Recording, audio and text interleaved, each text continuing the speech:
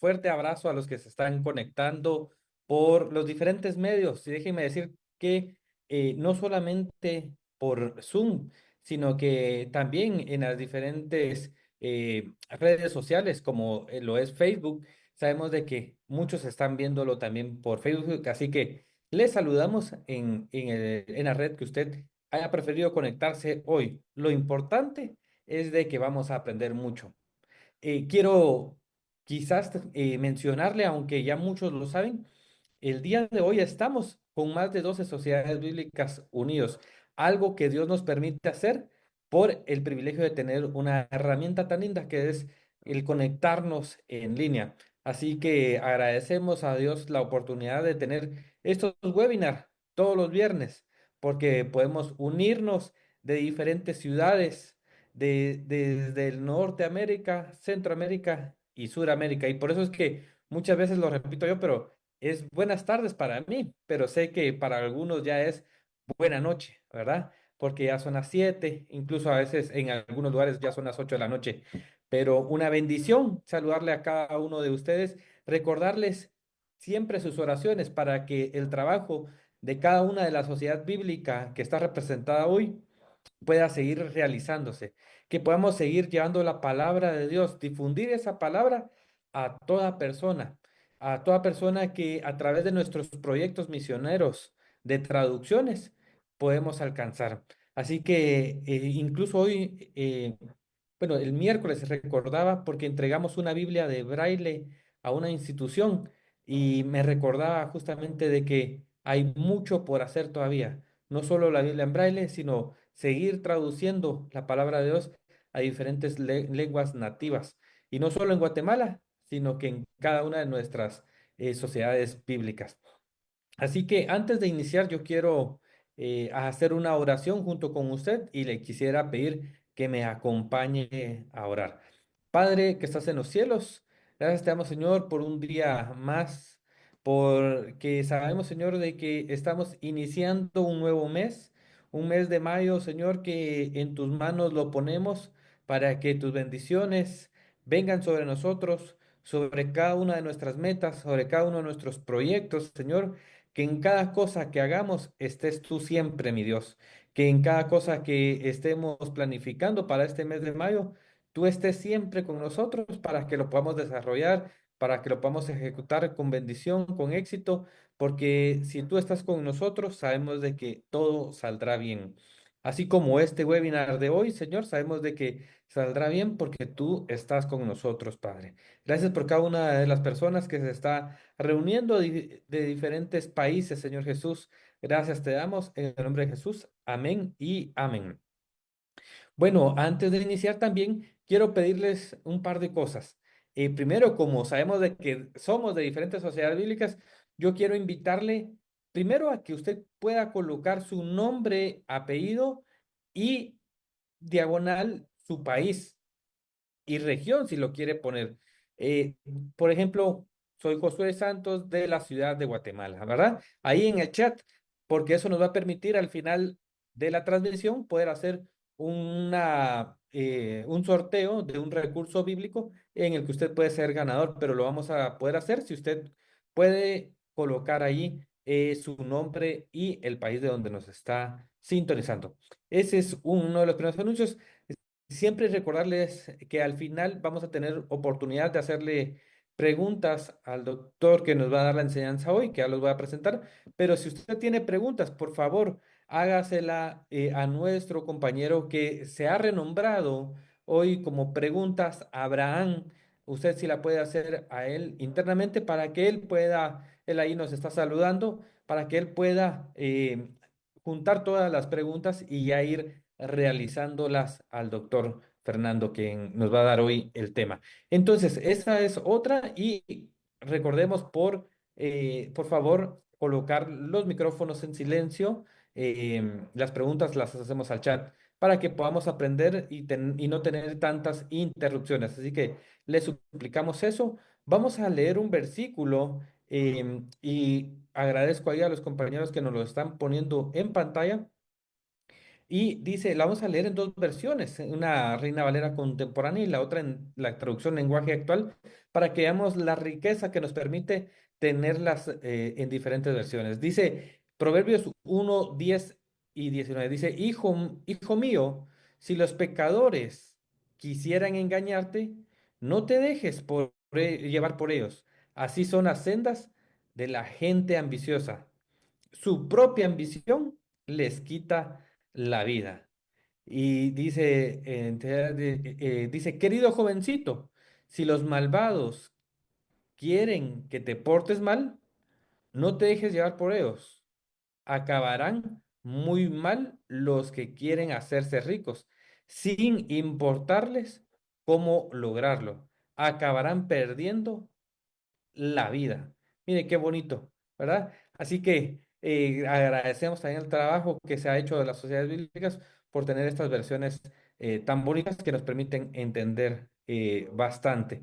Gracias ahí a Abraham. Y ahora sí, yo quiero presentarles al doctor Fernando Mazariegos, quien nos va a dar la enseñanza al día de hoy, pero para los que no lo conocen todavía, porque vemos de diferentes sociedades bíblicas, pero quiero recordarles que anoten porque así como cada viernes tenemos a alguien que se ha preparado, él es una persona que se ha preparado por muchos tiempos y yo voy a hacer un resumen porque si no, no paro en una hora solo para mencionar todo lo que ha logrado estudiar él, pero él estudió en 2001 una licenciatura en teología en la Universidad Mariano Galvez. También tiene una maestría en docencia superior, siempre en la Mariano Galvez de Guatemala, pero también en 2004 fue a estudiar una maestría en teología pastoral para la Universidad Panamericana. Luego hizo un PhD de teología con especialidad en ministerios en la ciudad de Nueva York.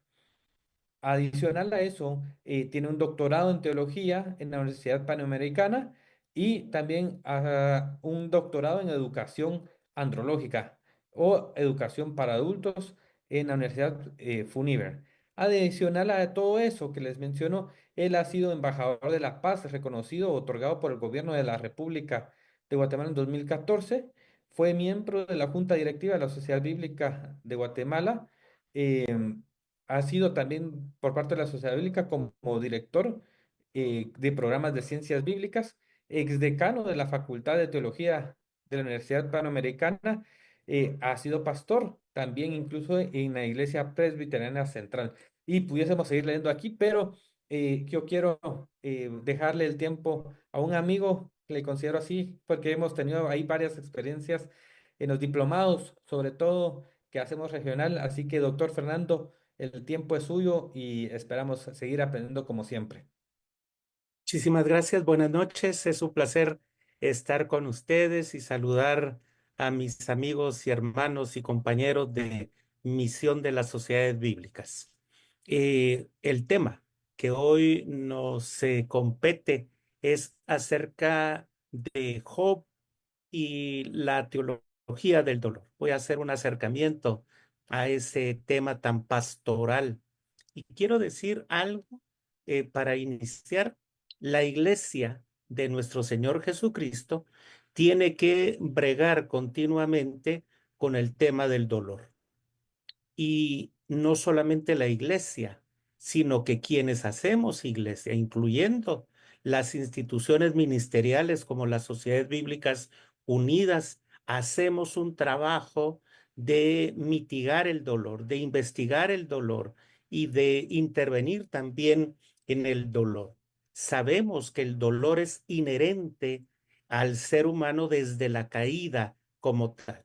Inmediatamente las sentencias divinas ya hablan acerca del dolor, de parir con dolor. Y eso ya implica que el dolor comienza a ser parte de la historia y del devenir del ser humano. Quiero comenzar con, bueno, citaré a Job, hablaré de Job, pero quiero citar a Lucas capítulo 8, verso 40 al 56. hay dos tipos de dolores con los que nuestro Señor Jesucristo va a trabajar, a ministrar en ese momento. Jesucristo pasó a Galilea de nuevo y una multitud lo sigue y Jairo, un hombre principal con nombre propio, se acerca a él y aparece con una solicitud de auxilio eh, para, para, para suplicarle al Señor que lo mitigue, que cese ese dolor. Pero no es un dolor de Jairo, es el dolor de su hija. Y ese primer dolor es el dolor que nosotros también conocemos y vemos, un dolor que muchas veces está alrededor de las personas que amamos. Una niña de 12 años postrada con una enfermedad fatal. Pero el otro evento de dolor que aparece en esta escena es el dolor propio y es el episodio de una mujer que es anónima en la Sagrada Escritura, con 12 años de tener flujo y todos sabemos las implicaciones de la sociedad del tiempo de Jesús, lo que representaba la enfermedad de esta mujer. 12 años la niña, 12 años la mujer que padecía el flujo de sangre. Ella, de forma arriesgada y atrevida, toca el manto del Señor y es sanada. Y en el episodio final, la niña es vuelto a la vida, es vuelta a la vida. El dolor entonces puede ser identificado como el que sufrimos propiamente nosotros, pero también el dolor que sufren personas a las cuales nosotros mismos amamos. Y con eso brega nuestro Señor, con eso ministra nuestro Señor, porque las preguntas acerca del dolor tienen que ser naturales, espontáneas, humanas. ¿Por qué ocurren cosas tan terribles como la muerte de un niño con cáncer? ¿Por qué ocurren la destrucción, por ejemplo, de una casa de familia por un tornado que ha hecho estragos en la ciudad? ¿Por qué se da la destrucción de un hospital por un terremoto? Y nosotros tenemos que contemplar desde las narraciones y las narraciones orales del Génesis que la humanidad ha contado esas historias. La oralidad se encargó de mantener vivas esas historias, esas experiencias terribles. Y muchas veces la humanidad no llegó a comprender, ni hemos llegado a comprender por qué se dan los sufrimientos. Hace más de 4000 años, la sociedad comenzó a contar, a poner en esa forma de transmisión oral sus experiencias de dolor. Las compiló en lo que hoy nosotros conocemos como literatura o literatura de la sabiduría. En esos libros, en esas experiencias, es que aparece el libro de Job, escrito, perdón, sucedido en una época patriarcal, tal como la época patriarcal de Abraham. Si Abraham es el padre de la fe, también en la oralidad del pueblo de Dios faltaba un complemento, encontrar a un patriarca diferente a Abraham, siendo padre de la fe, ahora un nuevo patriarca, pero un patriarca que sufre y a pesar del sufrimiento se mantiene firme en la confianza de su Dios. Nosotros encontramos aspectos de la vida cotidiana y enseñanzas de este tipo en forma de dichos breves, como por ejemplo los proverbios, pero se dedica a un libro completo que resume el dolor de la humanidad, un libro patriarcal, en un libro completo en donde se narran episodios harto dramático. Eso es lo que sucede con la enseñanza en el libro de Job. Aquí hay una historia que continuamente se está recordando de cómo el justo sufre, pero no solamente sufre, sino que se mantiene de pie a pesar de las circunstancias de la vida. Esta literatura de la sabiduría buscaba contestar preguntas básicas relacionadas con estas experiencias humanas. En tiempos antiguos, la gente se preocupaba por las mismas cosas por las que nosotros nos preocupamos hasta el día de hoy. ¿Qué necesito tener o hacer para vivir una vida feliz y segura, libre del dolor? ¿Qué debo de hacer? ¿Es verdad que prosperaré si soy bueno y vivo de acuerdo a las reglas establecidas? Una de las peculiaridades de la literatura de la sabiduría es que no hay una sola respuesta, ni una fórmula matemática: 2 más 2 es igual a 4. A veces los predicadores o las predicadoras, los maestros, las maestras de la palabra de Dios, no podríamos ser arrogantes de tener respuestas a preguntas humanas tan lacerantes, tan duras, tan difíciles. A través de las generaciones, la gente de fe ha luchado y debatido sobre las posibles respuestas a estas preguntas, y sus respuestas todavía son deficitarias.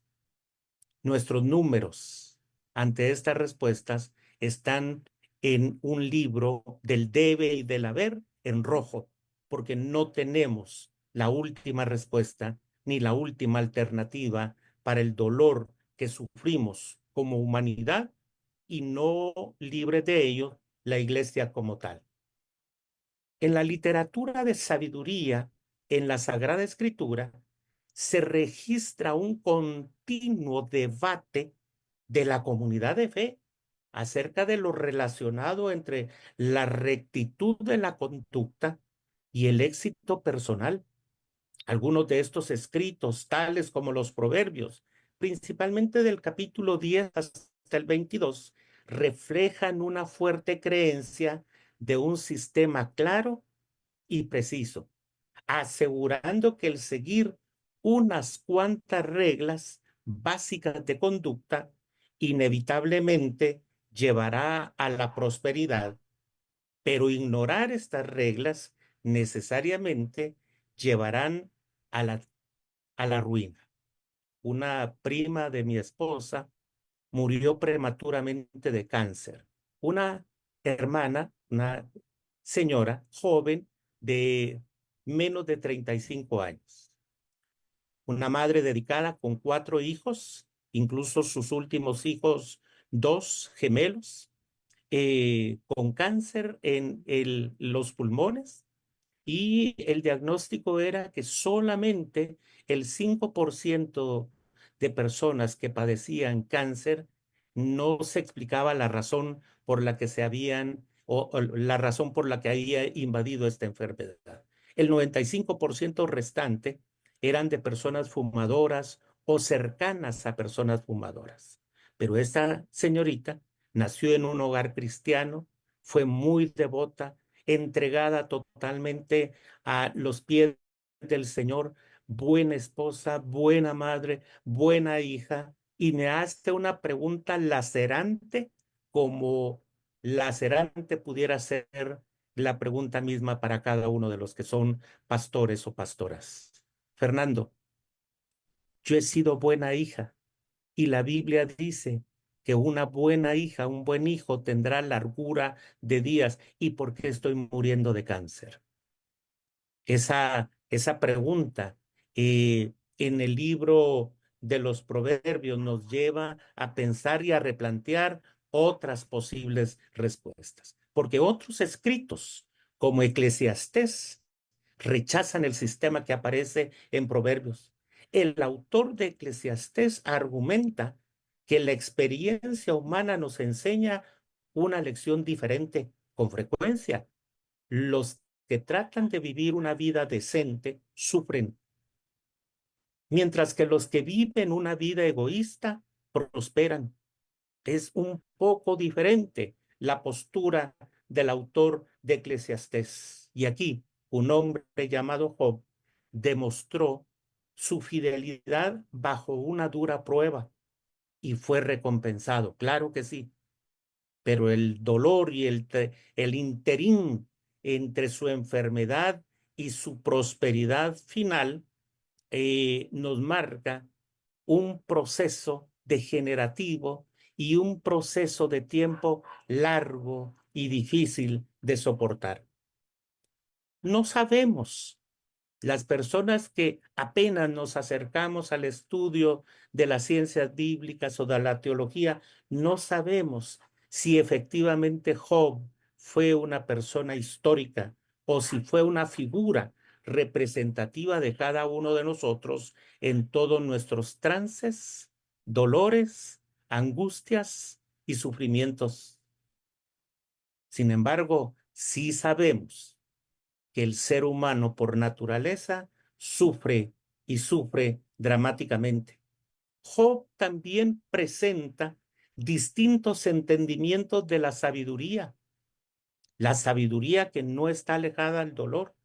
Por ejemplo, la sabiduría como disciplina permite que la persona gane verdadera honestidad delante de Dios y del temor del Señor, al ser disciplinada mediante el sufrimiento. Y quiero detenerme con eso en este pensamiento. Las personas disciplinadas, temerosas de Dios, fervientes en cuanto a su ejercicio de espiritualidad, también son disciplinados para que en medio de las tragedias puedan obtener de la gracia soberana de Dios. Y para mí eso suena tajante con lo que estoy afirmando. Pero remito la experiencia de Pablo. Hoy algunos predicadores, maestros, evangelistas dirían que Pablo no sanó por falta de fe. Algunos otros dirían que Pablo no hizo lo suficiente, no ayunó lo suficiente, no se entregó a una vida totalmente dedicada al Señor. Pero creo, y conociendo un poquito a Pablo, creo que todos los que estamos aquí no podríamos decir que Pablo era un hombre dócil. Pablo era un hombre de carácter fuerte. Por eso tenía tantos pleitos y tantas situaciones difíciles con las personas que lo rodeaban. No, Pablo no era una persona de carácter dócil, era terriblemente fuerte en sus criterios y en mantener sus criterios. Mantuvo una lucha con Juan Marcos, se peleó con Pedro, se peleó con varias personas. Y yo no me atrevería a preguntarle, Pablo, ¿es cierto que por falta de fe tú no sanaste? Porque la respuesta inmediata de Pablo me va a decir, 3 veces le pedí al Señor que me sanara y su respuesta fue, bástate mi gracia. Para esas personas que abordan de manera injusta e inhumana e insensible el púlpito, Job y Pablo nos pueden dar ciertas enseñanzas de que la sabiduría disciplina, que el dolor disciplina, que el sufrimiento disciplina. Y ese ejemplo para mí está en ese libro fantástico que es un gran libro pastoral. Aún los amigos de Job nos presentan otras perspectivas del dolor, del sufrimiento. Una, por ejemplo, en donde Job mismo dice la idea de que la sabiduría conlleva contrapesar la tradición con la experiencia personal para probar la tradición como tal. ¿Qué quiero decir? Esperanza en medio del dolor que podemos sentir. Otra lección de Job para mí es reconocer que Dios es justo, aun cuando no nos parece su justicia. Y vuelvo y lo repito, hay un libro del doctor Dodson dedicado precisamente a quien sufre de enfermedades o a quienes tienen parientes con enfermedades. Cuando lo que Dios hace parece que es ilógico. Y efectivamente, lo que encuentro en el Evangelio y en toda la tradición veterotestamentaria es que pareciera ser que Dios obra y opera y actúa de formas no lógicas para el ser humano, pero de bendición para nosotros. Prácticamente en Job tenemos la representación de una persona fiel, aún en medio del dolor. Un símbolo personal. Job es un ícono, pero no solo del sufrimiento. Job es un ícono del sufrimiento y de la firmeza que tiene a pesar del mismo dolor que está pasando en este momento. Job es un ícono no solo de manera personal, sino profundo de la tragedia humana. El Job de la poesía de este libro trata de entender lo que ha sucedido y lucha con lo que significa su sufrimiento respecto a Dios. Son preguntas existenciales que los biblistas intentan responder por qué sufre el justo. Pero también la pregunta es por qué sufre el justo y aún se mantiene firme delante de Dios. Fíjense, hermanos, que Job se refiere a Dios como si Dios tuviera dos personalidades en su libro. Un Dios con dos personalidades distintas. Por una parte está el Dios que Job conocía y adoraba, el Dios cuya compañía todavía desea, espera y anhela. Pero por el otro lado está el Dios malicioso que vigila todo el tiempo esperando la oportunidad de hacerle sufrir. El Dios del que él quiere desesperadamente esconderse. Por supuesto, Job quiere reconciliar los dos rostros de Dios, pero no sabe cómo hacerlo porque no ha comprendido a cabalidad todo aquello que ha estado sucediendo en su vida. Principalmente la historia de Job es una historia muy penosa que representa los serios interrogantes acerca de ese sufrimiento, pero también de la perseverancia. Sin embargo, las lecciones finales del libro de Job son mucho más que eso, porque vale la pena esperar que el final, después de ese encuentro pavoroso con su creador, traiga réditos para Job. Prácticamente, el dolor puede aparecer en el prólogo del libro de nuestra vida, pero hay que leer hasta el final de ese libro, porque en el epílogo encontraremos respuestas fabulosas. No podemos quedarnos en el prólogo, debemos caminar, analizar, pensar y soportar hasta llegar al epílogo. Por eso, Job no tiene conclusiones. Job tiene principios, tal como las parábolas nos lo representan. ¿Se ha percatado que la parábola no tiene conclusiones? ¿Entró o no entró el hijo mayor a la fiesta que el padre organizó al hijo que se había ido y ha retornado? No sabemos. ¿Le recriminó el gasto que hizo de los bienes que le heredó? No sabemos. Las parábolas no tienen conclusiones y el sufrimiento no tiene conclusiones en ese momento en el libro de Job. Más adelante, en el desarrollo de la revelación, nos da a nosotros que un epílogo es la esperanza. Job es restaurado a una relación con Dios, que es mejor que la que antes no tuvo. Ahora el epílogo es mucho más halagüeño. Aquí hay, sin contestar necesariamente, pero hay esperanza con aquel que se revela en Job. Dios hace una presencia continua en la vida y en el dolor humano y del poder, incluso de la fe, que persiste aún con el que sufre. En este libro de Job encontramos el buen sentido del dolor, la actitud saludable ante el sufrimiento. Es un curso de acción adecuado en lo inevitable del ser humano.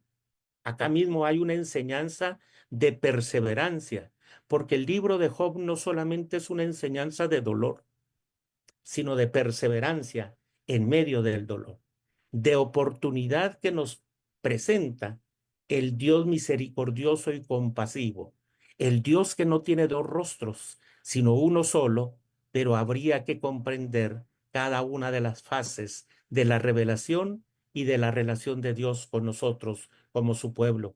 Este es el verdadero sentido del Emanuel, no como una figura exclusiva de la encarnación, sino de la presencia continua del Dios que se revela con su pueblo y que le acompaña. El Emmanuel es la presencia de un Dios que está con su pueblo, cualesquiera que sea la circunstancia. A veces se ha presentado en nuestros púlpitos o en nuestras cátedras un Dios que está con nosotros en la bonanza, en la salud, en la alegría, pero se nos presenta muy pocas veces el Dios que nos acompaña en el dolor. Han, Me han dado muchas ganas de preguntarle a Ezequiel, ¿dónde está Dios cuando el pueblo sufre en el martirio de la inmigración? ¿Dónde está Dios? ¿Dónde está Dios cuando su pueblo está en el exilio? Y saben que Ezequiel me dice desde el primer capítulo, aquí con nosotros, junto al río Quebar, aquí está Dios, aquí se está revelando. Dios no se quedó enquilosado en el templo de Jerusalén, que por cierto guarda ruinas. Dios está con su pueblo aquí en tierra ajena, que sigue siendo tierra de Dios. Aquí está Dios en cultura ajena, pero en donde Dios se revela también. Aquí está con el que nos subyuga, pero Dios está allí para socorrernos y para librarnos. Job, como libro escrito entre poesía y prosa, es un libro de dolor, pero también de esperanza y de ocasión de servicio para animar al que sufre y al que está en procesos difíciles. La pregunta es, ¿por qué surge este libro? ¿Para quiénes va surgiendo este libro? ¿Cuál es el propósito? ¿Cómo pensar bien de Dios en medio del sufrimiento? Por favor, lo repetiré. ¿Cómo pensar bien de Dios en medio del sufrimiento? Y creo que los biblistas tienen bastante razón cuando se nos dice que al contar esas historias de sus patriarcas y conocer a Abraham, a Isaac, a Jacob, no podía hacer falta, no estaba escrito que solamente de estas personas le hablaran al pueblo en el desierto. Era urgente y necesario hablar también de un Dios que está con su pueblo, aún en medio del dolor. Y yo quiero mm, contarles, decirles 5 principios devocionales que interpreto del libro de Job para nosotros, para mí, para mi familia en particular. Para mí el primer principio, el dolor no siempre es un castigo por el pecado. De eso lo acusaban los amigos de Job, ¿verdad? Tiendo a culparme cada vez que experimento las adversidades de la vida, porque muchos púlpitos me han engañado. Asocio el sufrimiento con el pecado, la insensatez y las malas decisiones. Cuando llegan las pruebas, mi respuesta automática es que hice mal, cómo pequé. Sin embargo, el sufrimiento no siempre es la acción disciplinaria de Dios. Al pasar, vio a un hombre ciego de nacimiento y sus discípulos le preguntaron, Rabí, ¿quién pecó, este o sus padres, para que naciera ciego? Porque no solamente, miren, en el tiempo de Jesús era como en el tiempo cuando yo fui niño y adolescente en mi pueblo. En mi pueblo las personas morían solamente de dos causas. No había más. En mi pueblo la gente preguntaba, ¿y de qué murió don Rufino? Murió de viejito. Y la otra razón por la que moría la gente en mi pueblo era algo raro le dio, algo raro le dio. Eran las únicas dos razones que daban por la muerte de una persona en mi pueblo. Murió de viejito. Y la otra, algo raro le dio y por eso se murió, ¿verdad? Bueno, aquí encontramos que para muchas personas el pecado, o perdón, la enfermedad solamente era por dos razones. ¿Quién pecó, Señor? ¿Este o sus padres? Y la respuesta de Jesús es bastante tajante, taxativa, firme, humana, pastoral, que nace del corazón de nuestro Señor. No pecó este ni sus padres, sino para que las obras de Dios se manifestaran en él. Job sufrió no porque hubiera cometido un pecado específico. Dice Job 1:8, y Jehová dijo a Satanás, ¿no te has fijado en mi siervo Job? Que no hay otro como él en la tierra, varón perfecto y recto, temeroso de Dios y apartado del mal. Cuando enfrentamos dificultades, debemos examinarnos para corregir cualquier conducta o pensamiento erróneo, pero cuando sufrimos, no siempre es la disciplina de Dios. Por lo tanto, cuando otros sufren, no debemos llegar a conclusiones prematuras, injustas o inhumanas al pensar rápidamente que Dios lo está castigando por su pecado. Segundo principio, necesitamos aceptar con calma el sufrimiento de Dios. Job lo perdió casi todo en el mismo tiempo. Los testigos supusieron que su pérdida fue sobrenatural y obra del Dios mismo. Hay 4 relatos sucesivos aquí en el capítulo 1 del libro de Job. Hubo un día en que sus hijos y sus hijas estaban comiendo y bebiendo vino en casa de su hermano mayor. Y llegó un mensajero a Job y le dijo, los bueyes estaban arando y los asnos pastando junto a ellos, y los sabeos cayeron sobre ellos y los tomaron e hirieron a los siervos a filo de espada, y solo yo he escapado para contártelo. Segundo relato, mientras éste aún hablaba, vino otro que dijo, fuego de Dios cayó del cielo y quemó las ovejas y a los pastores y los consumió, y solo yo escapé para contártelo. El tercer relato, mientras éste aún hablaba, vino otro que dijo, los caldeos formaron 3 grupos e hicieron una incursión sobre los camellos y los tomaron e hirieron a los criados a filo de espada, y solo yo escapé.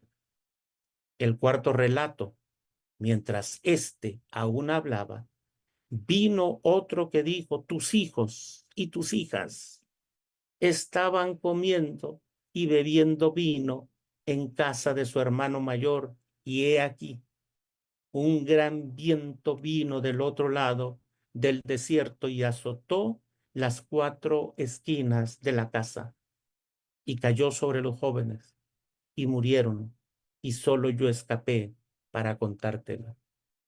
Creo que uno de los dolores más fuertes es la pérdida de un hijo o de una hija. La enfermedad triste, lacerante sobre nuestros hijos.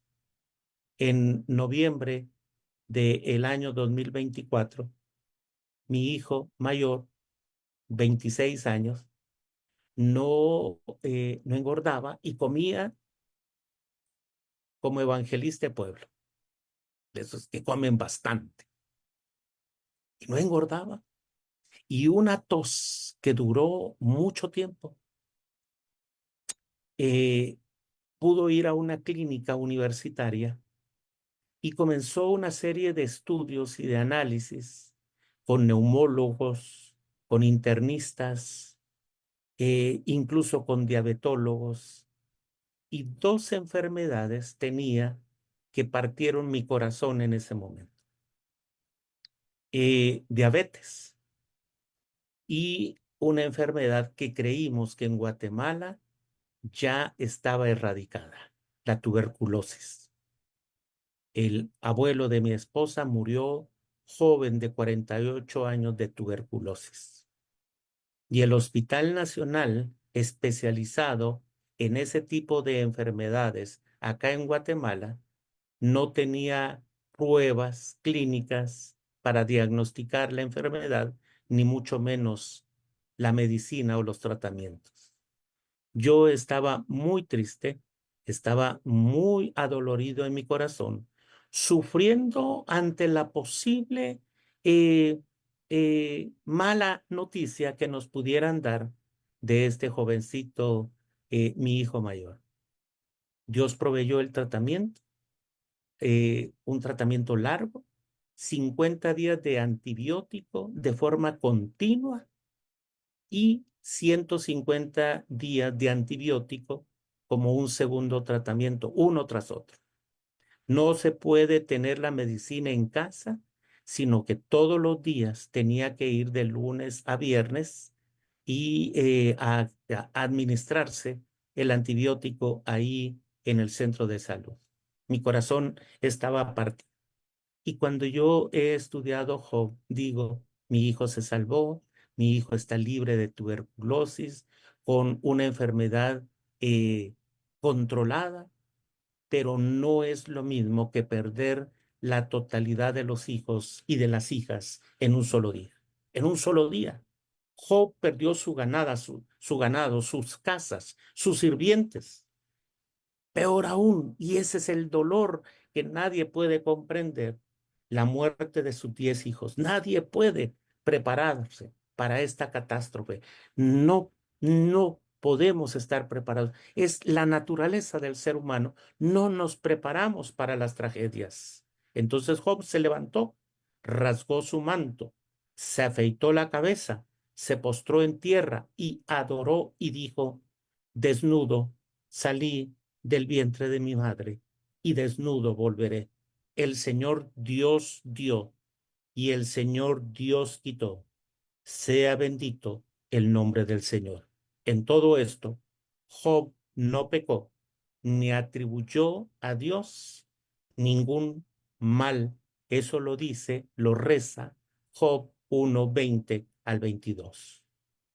Para finalizar, Dios comprendió que Dios era la fuente de su bendición. Dios tiene el derecho soberano de bendecir a quien quiera. También tiene la autoridad para negar la bendición y afligir a quien Él quiera. No sería soberano si nosotros le quitamos esa parte que no nos gusta y de la cual no estamos preparados. Mi abuelo con mi abuela tuvieron 12 hijos. Y cada vez que alguien de nosotros, sus nietos o aún sus hijos, le recriminaban alguna acción, yo, parte de lo que yo sí me presento en mi currículum, que Josué no mencionó, yo soy hijo, nieto, bisnieto, tataranieto, y no sé qué más sigue, de pastores presbiterianos, de cristianos evangélicos en mi familia. Mi papá, mi abuelo, mi bisabuelo, mi tatarabuelo nacieron en hogares protestantes, presbiterianos, cristianos evangélicos. Y entonces el abuelo era pastor cristiano, el abuelo que había engendrado 12 hijos con mi abuela.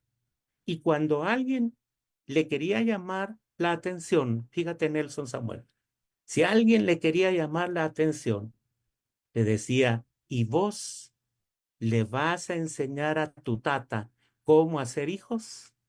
Mi papi hizo 3, mi abuelo hizo 12, y tenía razón. ¿Le enseñarás vos a tu tata cómo hacer hijos? Había hecho 12, no 3 como mi papá. Y en ese último episodio, en esos últimos capítulos del libro de Job, es interesante cuando le dice, cíñete los lomos, con autoridad, con preeminencia, con amor, siéntate allí, cíñete los lomos. ¿Dónde estabas tú cuando yo hacía el Orión? ¿Dónde estabas tú cuando yo separaba la tierra del mar? Prácticamente, mi abuelo, creo yo inspirado en Job, en Dios, perdón, en Jehová, pregunta, ¿tú le enseñarás a Dios cómo ser Dios?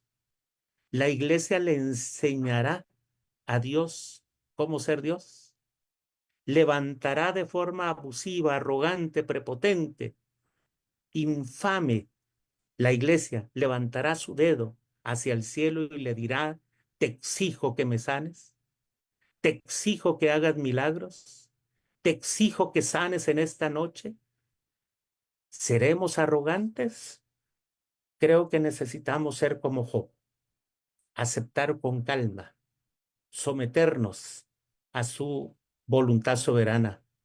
Podemos expresar nuestro dolor a Dios a través de la oración y desgarrar nuestra alma delante de Él, pero no ser abusivos, ni prepotentes, ni arrogantes de enseñarle a Dios lo que Él debe de hacer en su soberanía y en su voluntad. En esa última idea, la pregunta de Job es incisiva. ¿Recibiremos de Dios el bien y no recibiremos el mal? Insisto, en todo esto Job no pecó con sus labios, sino que se mantuvo firme, justo y limpio delante del Dios que le acompañó aún en medio del dolor. No me da tiempo para mencionar lo que los amigos de Job argumentaron. Solo quiero decir esta frase. Le llamaron necio porque le decían algún pecadillo debe de tener escondido. Y Job decía que no. Le llamaron necio, pero se mantuvo firme a pesar de las circunstancias. Ni siquiera la esposa de Job le comprendió ni fue creyente al desconocer al Dios que había permitido el sufrimiento, pero que nunca abandonó al mismo Job, el Job de la Sagrada Escritura, y que en medio de esa poesía y en medio de esas tradiciones orales nos enseñan que el sufrimiento puede estar tocando nuestra puerta, pero que también el Dios que acompañó a Job es el Dios que nos acompaña a nosotros, cualesquiera que sean las circunstancias. En el mundo tendréis aflicción, pero allí hay una coma, no es un punto y final. La gramática también es teológica. En el mundo tendréis aflicción, coma, mas confiad, yo he vencido al mundo. Que Dios esté con ustedes y con todo el ministerio de la Sociedad Bíblica, que también consuela, da esperanza, da aliento, da una segunda oportunidad y llega al idioma del corazón de las personas. A ellos nos mandó el Señor a ministrar y esa es nuestra misión como sociedad bíblica. Amén. Gracias, don Fernando. Realmente ha sido una exposición muy interesante y estoy seguro de que ha despertado muchas preguntas. Y ya quiero escuchar a nuestro compañero Abraham con las preguntas que ha estado recibiendo de las personas. Pero antes vamos a ver dos videos de dos diplomados que empiezan el día de mañana. Ronald, por favor. Las Sociedades Bíblicas Unidas presenta el Diplomado Internacional en Ciencias Bíblicas. Aprenderás herramientas científicas de la formación del texto de la Biblia, que te permitirá valorarla desde su cultura, historia y contenidos. Inicio 3 de mayo. Se estudia todos los sábados según el horario de tu país. Contamos con los mejores docentes de Latinoamérica, especialistas en Biblia y ciencias bíblicas. El diplomado cuenta con un campus bíblico virtual. Puedes estudiar en tiempo real o manejar tus propios horarios. Serán certificados por las Sociedades Bíblicas Unidas. Informes e inscripciones Facebook, Sociedad Bíblica de tu país. Súmate a nuestra comunidad de estudiantes, Sociedades Bíblicas Unidas, Campus Bíblico Virtual. Las Sociedades Bíblicas Unidas presenta el Diplomado Internacional en Herramientas para el Liderazgo Pastoral y Ministerial. Equipa tu liderazgo para una gestión eficaz, formando equipos y estrategias para el crecimiento ministerial. Inicio 3 de mayo. Se estudian todos los sábados según el horario de tu país. Contamos con los mejores docentes de Latinoamérica con grados académicos. Recibirás tu acceso al campus bíblico virtual.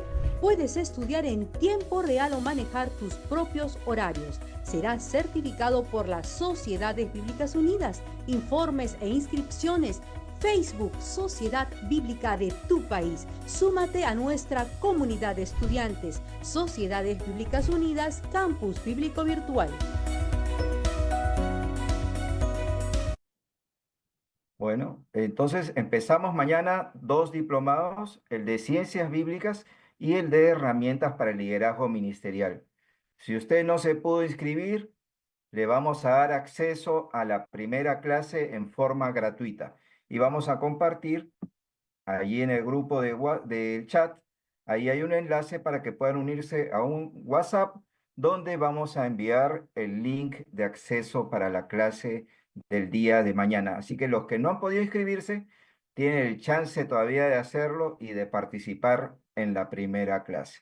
Continuamos con las preguntas con nuestro hermano Abraham Márquez. Gracias, hermano Pablo, doctor Fernando, como siempre poniéndonos a pensar y a meditar en muchas facetas que muchas veces no se pueden apreciar a simple vista. La primera pregunta para, de alguna manera, resumir lo que usted expuso, el tema de la retribución divina, el le das a Dios y Él te da. Estamos inmersos, hay que decirlo, en una tendencia eclesial a enfatizar el no sufrimiento. Eso es para los malos, o peor aún, ¿no? Esto es para los sin fe. La doctrina del honrado y el malvado, del justo y del injusto, que muchas veces, como usted decía, tiende hacia la retribución. Esto nos plantea un problema serio cuando vemos que la justicia en el texto bíblico, pues no siempre funciona así, y que en ocasiones es hasta aparentemente contradictoria en algunos casos, ¿no? ¿Cómo contrarrestar desde este momento de quiebre profundo que tienen las personas cuando están sufriendo a estas expresiones que responden lo que no se les pregunta y buscan hallar un Dios temerario en lugar de un Dios de gracia? ¿Cómo explicar una mala interpretación como, por ejemplo, todas las cosas ayudan a bien, ¿no? Cuando es más un argumento para sancionar la duda y el dolor que como un medio de gracia en la voluntad divina?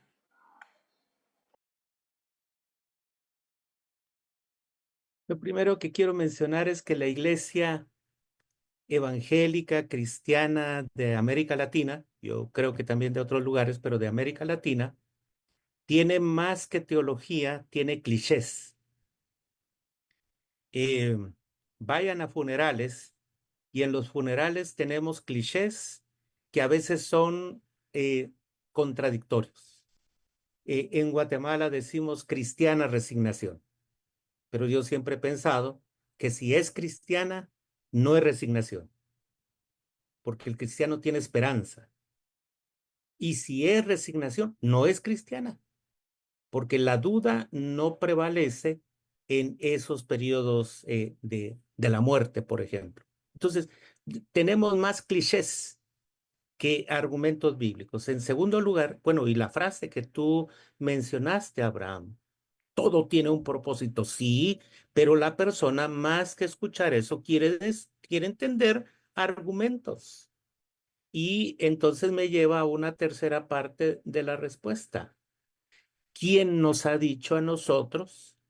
Yo, pues claro que voy a tratar de responder que el cristiano, la cristiana, el pueblo de Dios no sufre. Eso sería negar absolutamente el sufrimiento de nuestro Señor Jesucristo, la agonía del Getsemaní. Acabamos de pasar una época importantísima para el cristiano, como es precisamente celebrar no la Pascua judía, sino al Cordero Pascual del Evangelio de Juan. Ese Cristo que fue el Cordero Pascual, que murió, pero también resucitó, que sufrió, pero también nos dio la esperanza de que el dolor, la angustia y el sufrimiento y aún la muerte son etapas que serán eliminadas, aniquiladas, superadas. Y esa es la esperanza que nosotros tenemos. Ahora, una última parte de la respuesta.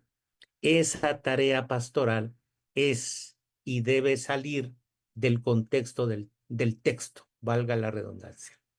No debemos de acudir a las frases cliché, sino lo que nos enseña la palabra de Dios. Una de las cosas que podemos, voy a usar una palabra que en teología significa una cosa, pero en psicología y otras ciencias afines puede significar otra cosa.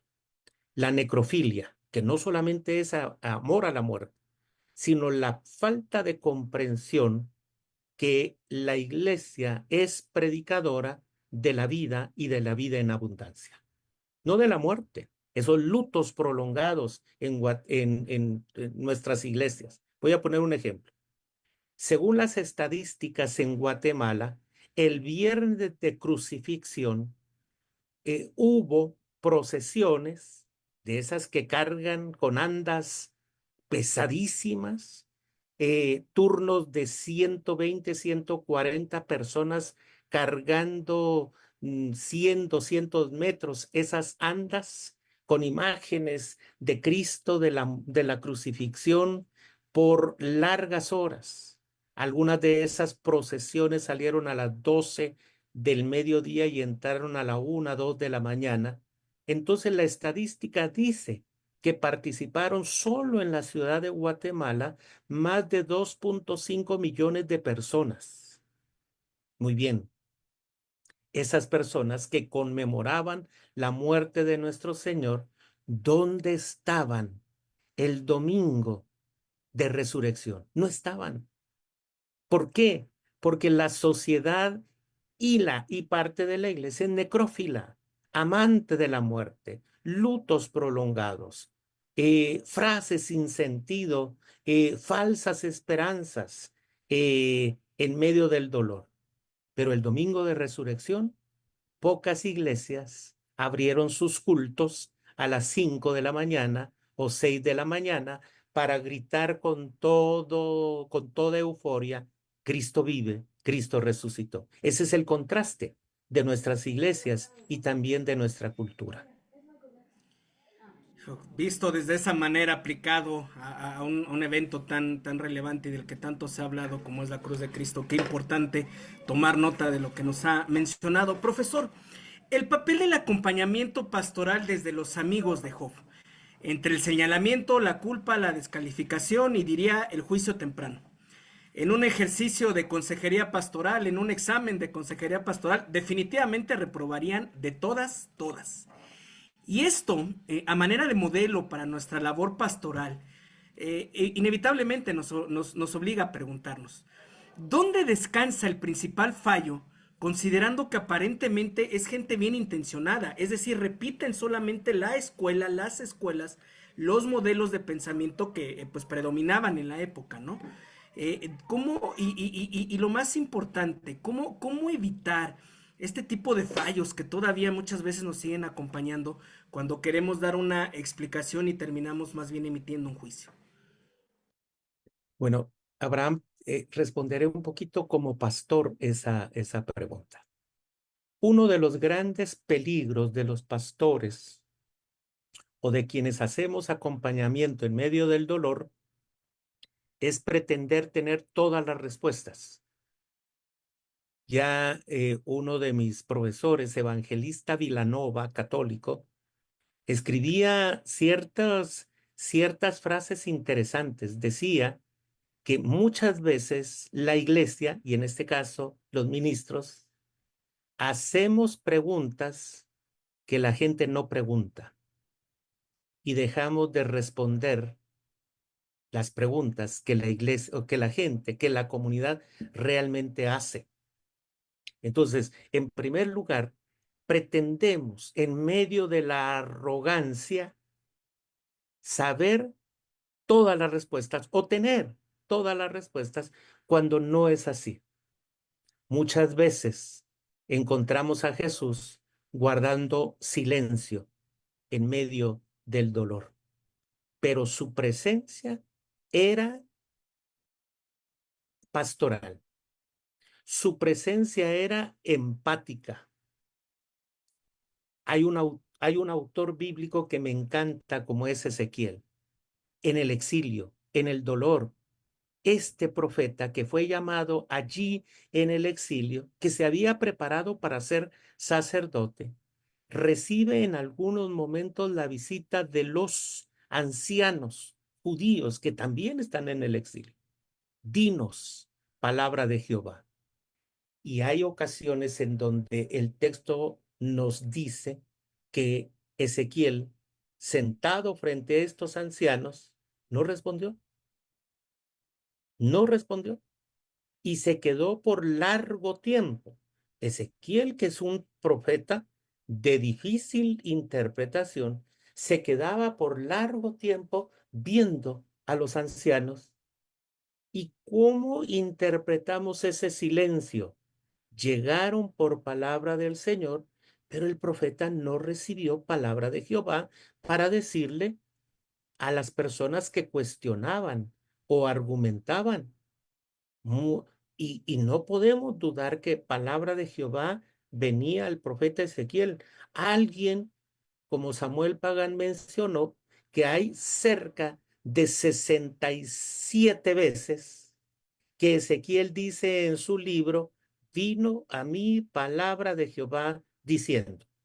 Con todos los profetas hay 378 veces en el texto expresiones de los profetas diciendo, vino a mí palabra de Jehová diciendo, y solo Ezequiel tiene 67 veces, vino a mí palabra de Jehová diciendo, pero en ese momento que los ancianos preguntaban, él no tenía nada que decir porque Jehová no había enviado su palabra. Muchas veces el silencio y esa parte empática de la presencia es mejor que proferir herejías o cuestiones que no van con el texto bíblico.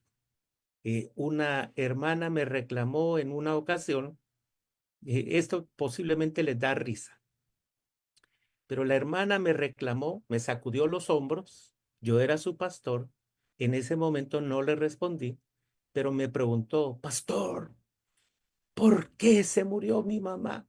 Hoy sí le tendría una respuesta. Pero la señora que me estaba sacudiendo los hombros tenía 75 años. La mamá tenía 99. A veces los pastores somos muy diplomáticos y en esa ocasión yo no respondí. Pero ahora, no siendo su pastor, si me pregunta, yo le diría, se murió por vieja. O sea, ¿qué otra respuesta quiere? Se murió por vieja. Pero en ese momento, como pastor, no lo dije. ¿Cuántas veces decimos frases muy lindas? Yo te extrañaré, ¿verdad? La canción. O mi papaíto me cuida desde el cielo. Herejía. Es porque el texto no sigue hablando a la iglesia. El texto ha enmudecido por la falta de acercamiento que hacemos a él. Y entonces los clichés, como tú dices, Abraham, perviven aún en el dolor y la angustia. Y frases repetidas, sufres porque pecaste. Estás pagando las consecuencias del pecado. No sabemos cuál es, pero lo más seguro es que tienes pecado sobre ti. Profesor, tocó usted un tema sumamente sensible que tenía que ver con una pregunta que estábamos aquí trabajando y que tiene que ver precisamente con esto, la no respuesta a todo, ¿no? Me venía por ahí a mí la mente el libro este de John Piper de Hermanos no somos profesionales, donde precisamente habla de su experiencia pastoral ante la no respuesta por los sucesos de las Torres Gemelas, ¿no? Sí. Un tema que no le gusta a muchos ministros, acostumbrados a siempre tener algo que decir, ya lo dijo usted, y que nos lleva a preguntarnos, ¿qué hacer como iglesia, como ministros, cuando la mejor respuesta es la no respuesta? Y más aún, ¿cómo enseñar a nuestra gente a contemplar, a entender, a discernir el llamado silencio de Dios en ese momento de quiebre, en ese momento en el que la gente necesita respuestas? ¿Cómo ofrecer una respuesta pastoral desde la no respuesta que a veces pudiera no haber de parte de Dios? Bueno, voy a volver a hacer la promoción. Muchas veces el ofrecimiento de esos diplomados como el hermano Pablito, yo le digo Pablito porque lo quiero mucho, ¿verdad? Y nuestras experiencias han sido bonitas, pero Pablito nos presenta allí algunas opciones. ¿Por qué razón? Porque la iglesia se ha olvidado del texto. Job llega a decirle, Señor, no tenía dos caras, era una sola. Pero sinceramente, Señor, de oídas te había oído, pero ahora he comprendido que tú eres Dios. Y creo que uno de los grandes problemas de la iglesia ha sido abandonar el texto. Sudamérica tiene la experiencia de grandes teólogos y biblistas que nos enseñaron a recuperar o hacer, más que todo, hacer una iglesia con mentalidad teológica. Porque cuando nosotros, si pudiéramos tener 3 ladrillos que fundamentan nuestro edificio eclesiástico, yo pondría el primer ladrillo diciendo que la Biblia es el fundamento de todo. Haciendo un acercamiento al texto consciente, pastoral, hermenéuticamente sano y saludable, puedo poner un segundo ladrillo, que en este caso es la teología, de preferencia la teología bíblica. Pero sobre esos 2 grandes ladrillos, la pastoral. ¿Por qué razón? Porque una pastoral no puede ser la iniciativa del ser humano. La pastoral surge de la Biblia y de la tradición teológica a la cual yo me debo. Yo no hago mi pastoral por inercia ni por moda. Hoy algunos compañeros ministros en Guatemala andaban por los aires orando por Guatemala y tirando un poquito de aceite. Yo digo, qué desperdicio. Andaban ungiendo la tierra de Guatemala. Y a veces lo que nosotros necesitamos es la unción del Espíritu para que las personas, primero las que decimos que somos cristianos, seamos cristianos y éticos, para que entonces influyamos en la sociedad. ¿De qué vale tener 50% de cristianos evangélicos en Guatemala si la violencia se ha multiplicado, los robos, la corrupción? O sea, ¿en dónde está esa presencia? Y eso es lo que se evidencia, Abraham, también en nuestras actitudes hacia al que se duele, al que sufre. Perdió su dinero por tonto. No, es que hubo estafadores, aún dentro de la iglesia, que le quitaron su dinero. Hay que recuperar ese dolor que causa el que un terrateniente le quite su tierra al pobre. Hay que recuperar el mensaje de Miqueas. Decir, miren, señores comerciantes, ustedes falsean las balanzas y le quitan su tierra al pobre. Entonces hay dolores que nosotros tendríamos que evitar y no estigmatizar al que sufre, porque muchas veces nosotros mismos somos quienes provocamos ese dolor y esa angustia. Esa situación sí es pecado, pero no del que sufre, sino del que abusa y del que, teniendo la potestad de mitigar el dolor, no lo hace. Una hermana de una iglesia que yo conozco estaba en un proceso senil y tomó un dinero de su hijo de la casa. El hijo la tenía guardado allí. Y entonces era una fuerte cantidad de dinero. Voy a tratar de dolarizarlo para todos. Eran el equivalente de $10,000. Ella lo tomó en efectivo, con mucho cuidado se fue a la iglesia y se lo dio al pastor. Cuando el hijo se enteró, el hijo, mamá, era para todo su tratamiento médico, pero como el pastor había predicado de traer ese dinero o esos dineros, entonces el hijo inmediatamente fue con el pastor y la mamá y le dijo, pastor, perdónenos, pero mi mamá está en un proceso senil, degenerativo, y lo que trajo fue el tratamiento médico que ella necesita. Y el pastor dijo, Dios proveyó, ¿cómo puedo entregarles ese dinero?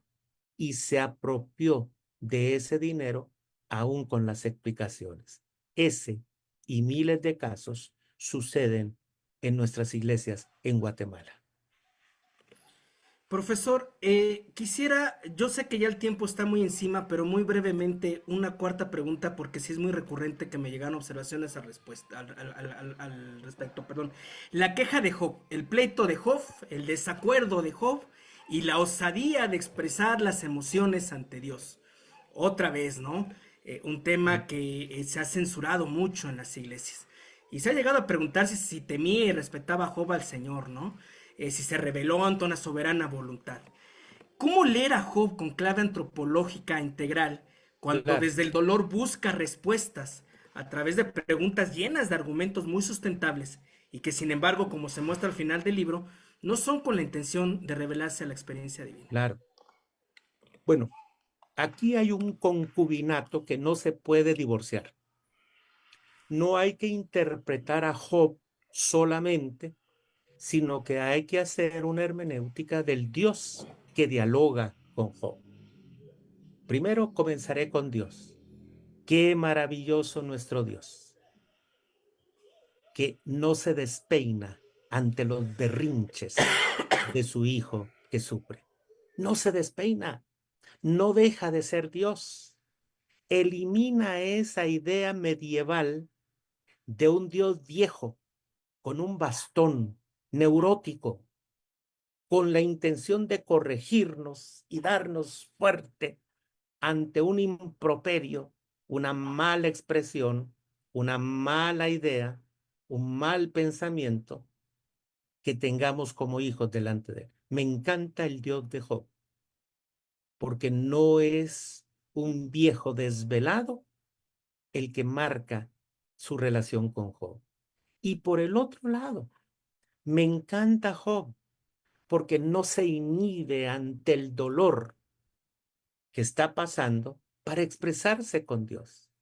Creo que es un diálogo eminentemente, como tú lo dijiste, Abraham, antropológico, pero no divorciado de un Dios soberano que tiene la facultad de escuchar, de ser paciente, de no alterarse. No le dan té de nervios para tranquilizarse ante los improperios de su hijo. El sufrimiento y el dolor no están ajenos a Dios. Las actitudes no están ajenas a Dios.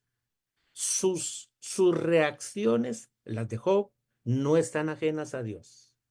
Así nos escogió, así nos llamó.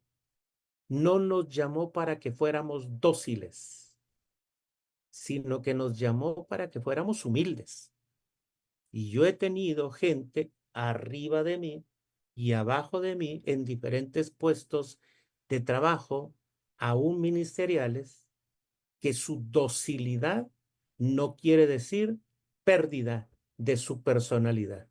Por el contrario, me encanta un diálogo franco, un diálogo abierto entre el que sufre y sabe y reconoce que es hijo y el Dios que ha estado presente, aún permitiendo que su hijo pueda sufrir. Es enriquecedor. Pero insisto, Abraham, hay que verlo en conjunto, en un concubinato, no divorciado, no uno que es Dios y el otro que es hijo enfermo, sino que hay que verlo en relación, en un diálogo familiar, padre e hijo, dolor y sanador, el que puede sanar, el que bendecirá y el que está sufriendo y siente y cree y dice que ha perdido la bendición de Dios. Pues muchísimas gracias, profesor. Como siempre, una bendición escucharle. Un abrazo a nombre de toda la confraternidad. Amén. Quisiera cerrar ya para dejarle los anuncios con una frase que me hizo llegar nuestra hermana Salomé ahí al chat y que definitivamente se me hizo muy digna de leer. Ella dijo, no importa nuestras circunstancias, Dios es nuestra esperanza, nuestro refugio y nuestra fortaleza en todo momento. Así como Dios estuvo con Job, Dios está y estará con nosotros todos los días hasta el fin del mundo. Creo que es el resultado de la enseñanza que hoy nos ha dejado. Muchísimas gracias, profesor, y continuamos con los anuncios finales. Que el Señor le bendiga.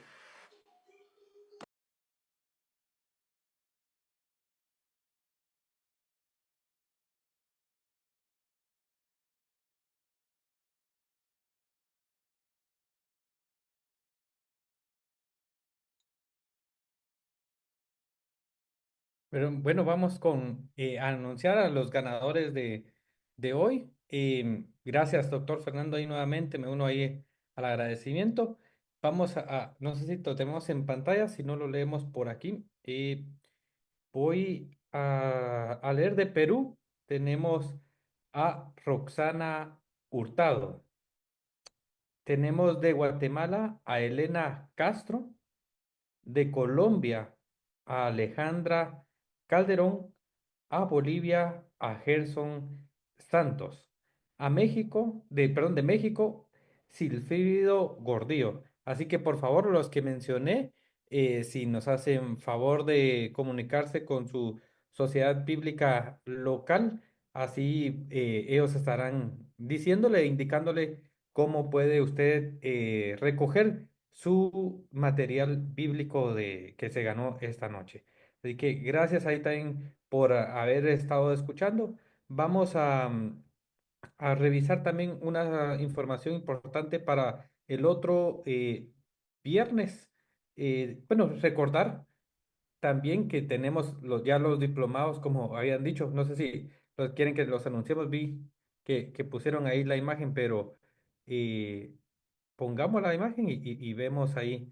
Si tenemos ahí la imagen del otro viernes, es compromiso y conexión, desafíos en la teología, en la comunicación digital. Ese es nuestro próximo tema. Va a estar dado por el doctor Ernie Seibert. Por favor, invite a alguien para que podamos compartir todos. Eso es viernes 9 de mayo, como todos los viernes, siempre aprendemos. Así que compromiso y conexión, desafíos de la teología en la comunicación digital. Eso es lo que vamos a estar viendo el próximo viernes.